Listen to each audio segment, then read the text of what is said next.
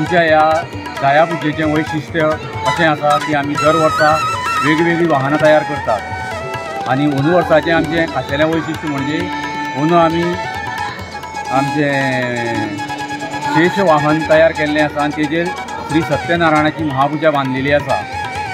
आनी ह्या पुजेची आमची आख्यायिका अशी आसा की 110 वर्सां पयलीं आमच्या गांवांत रोगराई पसरलेली आनी त्या वेळार त्या जाणटेल्यांनी खंय माळशेच्या देवळान येवन भटजी कडल्यान गाराणें घातलेलें की देवी की ह्या आमच्या जे गांवांत जे संकश्ट येयल्लें आसा तें तुवें पयस करचें जर आमी हांगसरले सबंद फुलकार भाव 2 दीस जायो डिगी नासतना तुजे चरणा कडेन हाडून अर्पण करतले अशें म्हणून देवीक सांगून घेतिल्लें।